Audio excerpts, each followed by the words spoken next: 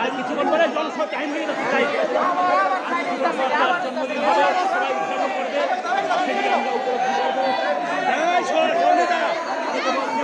দর্শক দেখতে পাচ্ছেন হিরো আলমকে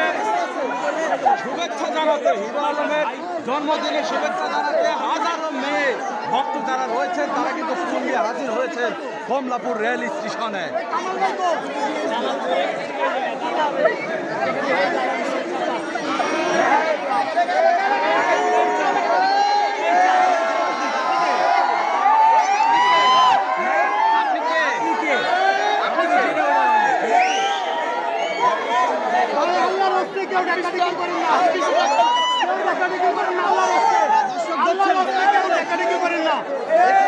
বিশাল একটি